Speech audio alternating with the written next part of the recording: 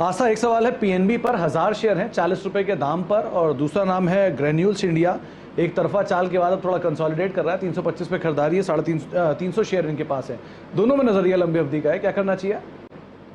जी सुनील, बिल्कुल यहाँ पे संतोष जी को सलाह रहेगी कि अपनी पोजीशंस को कैरी करें। सबसे पहले मैं पीएनबी की बात करूं, बहुत इंपॉर्टेंट सपोर्ट बन के निकल रहा है 38 का, क्योंकि पिछले कुछ हफ्तों का ये एक बहुत बड़ा बेस यहाँ पे बना हुआ है। मेरे हिसाब से इसके नीचे अगर बंद हुआ तो ही पीएनबी में थोड़ी गिरावट हमें देखने को मिलेगी, तब तक कोई दिक्कत लगती नहीं है। तो पीएनबी को मैं होल्ड करने की सलाह दूंगी। 38 का एक स्टॉप लॉस लगाइए। 44 से 46 के मैं short term to medium term target दे रही हूँ, तो उन टारगेट्स के लिए एटलीस्ट बने रहा जा सकता है। लेकिन ये जो स्टॉप लॉस लगाएंगे ये क्लोजिंग बेस पे लगाएंगे, यानी कि इसके नीचे बंद हो तो ही ट्रिगर करना है। इंट्राडे में हो सकता है ऊपर नीचे हो, क्लोजिंग का ध्यान रखते हुए स्टॉप लॉस को लगाएं।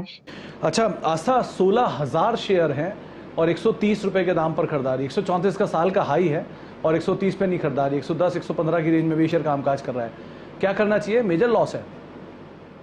मेरे हिसाब से रुकना चाहिए, क्योंकि देखा जाए तो पिछले कुछ महीनों से, इनफैक्ट 14 मई से लेके अभी तक एक ही रेंज में घूम रहा है, और वो जो रेंज है वो 94 है। 94 से लेके 125 के बीच में घूम रहा है। जिस दिन इसने 125 के ऊपर क्लोज कर दिया, मेरे हिसाब से बहुत बढ़िया तेजी आएगी। जो इनकी कॉस्ट प्राइस है 130, वो हमें डेफिनेटली आते हुए देखने को मिलेगी। इनफैक्ट उसके ऊपर तक के भी स्तर आएंगे 134 से। मैं यहाँ पे 150 तक के भी लेवल एक्सपेक्ट कर रही हूँ, लेकिन इनको ध्यान रखना पड़ेगा कि एटलीस्ट एक महीने तक इनको इंतजार करना पड़ेगा। और एक स्टॉप लॉस लगाना रहेगा 94 का क्लोजिंग बेस पे।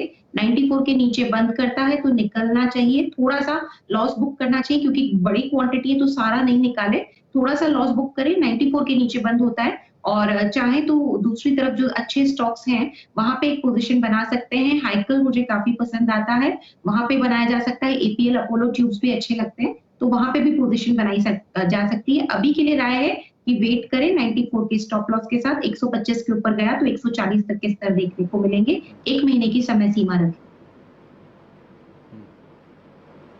तो 95 94 का एक स्टॉप लॉस आप मेंटेन करें क्लोजिंग बेसिस पर। थोड़ा डीप स्टॉप लॉस है, लेकिन आप बनी रहें उसके साथ। और 125 अगर पार करता है तो 145 तक की चाल आस्था को लग रही है। हाइकल और एपीएल अपोलो दो विकल्प और बताए गए हैं जिनको आप तलाश सकती हैं अगर इससे निकलना चाहती हैं तो।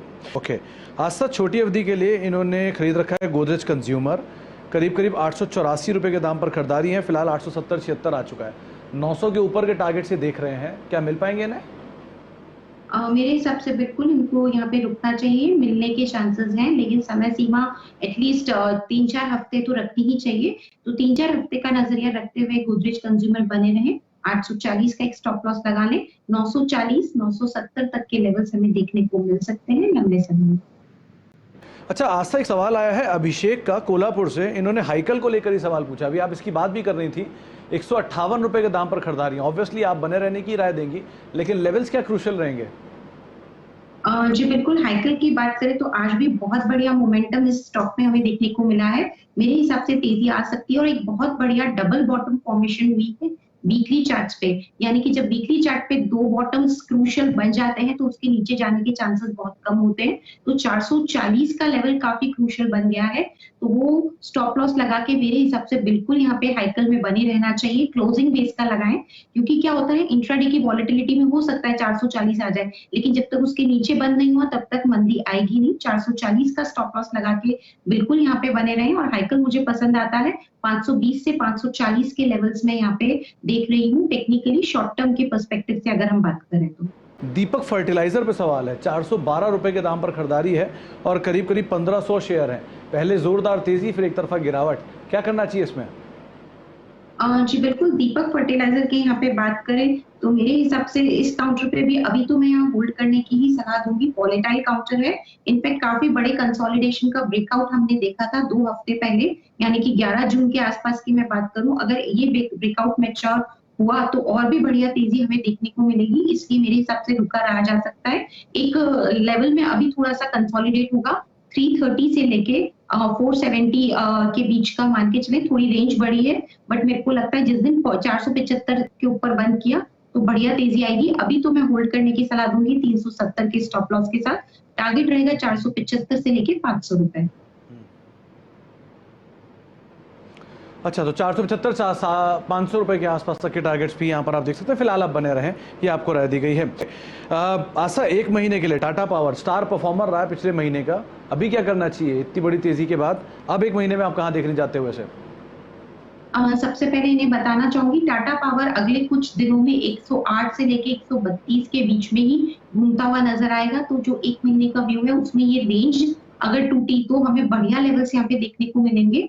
तो मैं यहाँ पे बने रहने की सलाह दूंगी, लेकिन ध्यान रखिए अभी थोड़ा साइडवेज यानी कि एक रेंज में कारोबार होता हुआ नजर आएगा। इस काउंटर पे 108 का स्टॉप लॉस लगाइए। टारगेट इसमें रखा जा सकता है 132, काफी इंपॉर्टेंट रेजिस्टेंस है, उसके ऊपर अगर बंद हुआ तो हमें 140 से 150 के भी टारगेट्स देखने को मिलेंगे लॉन्ग टर्म में। तो महीने भर का अगर व्यू है तो तैयार रहिए रेंज बाउंड ट्रेड के लिए, लेकिन स्टॉप लॉस के साथ बने रहिए, लॉन्ग टर्म में रिटर्न देके जाएगा। तो मीडियम टर्म बने रहिए, रेंज बाउंड ट्रेड रहेगा, लॉन्ग टर्म में बढ़िया रिटर्न देखे जाएगा, ये आपको राय आस्था ने टाटा पावर के ऊपर दी है। आस्था एक्साइड लॉन्ग टर्म ये दे सकते हैं, खरीदारी 205 रुपए के आसपास की है, 170 185 90 का मौजूदा स्तर है, क्या करना चाहिए?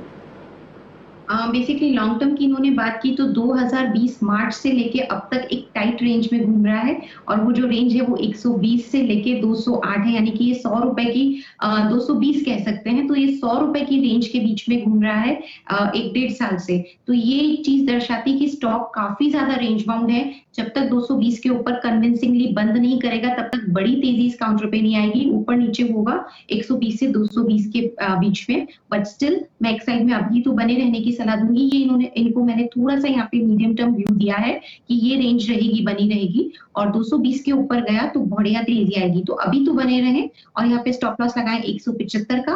पहले टारगेट्स जो हमें इनिशियल देखने को मिलेंगे वो 202 के रहेंगे, उसके ऊपर 220 तक के लेवल्स हमें देखने को मिल सकते हैं। तो होल्ड करने की सलाह है 175 के स्टॉप लॉस के साथ। अथर्व जी, 175 पास में स्टॉप लॉस है, आप बने रहें उसके साथ, और 205 210 तक की चाल दोबारा देखने को मिल सकती है। आस्था, L&T फाइनेंस होल्डिंग शायद पुराने समय में इनकी खरीदारी है, 165 रुपए के दाम पे इन्होंने खरीदारी की बात की है, क्या करना चाहिए इसमें? देखिए सुमित, इसको बहुत इंपॉर्टेंट रेजिस्टेंस है 101 का। 101 रुपए के ऊपर जब तक ये कन्विंसिंगली बंद नहीं करता तब तक ये ऐसे ही एक रेंज में घूमता रहेगा, और वो जो रेंज है वो बेसिकली 89 से लेके 101 ही है। तो तैयार रहिए, अगेन इसमें भी एक रेंज बाउंड कारोबार देखने को मिल सकता है। 101 के लेवल को क्लोजली वॉच कीजिए, उसके ऊपर अगर बंद किया तो बढ़िया तेजी आएगी, और अभी तो वेट करने की सलाह है। 84 का स्टॉप लॉस लगाएंगे, पहला टारगेट 101 का ही रहेगा ऑब्वियसली, उसके बाद 113 तक के भी स्तर हमें इस काउंटर पे देखने को मिल सकता है। तो थोड़ा समय देना पड़ेगा सोपन साहब आपको, और अगर तेजी पकड़ती है तो 101 का लेवल पार होता है तो बड़ी मूव की उम्मीद आप लगा सकते हैं।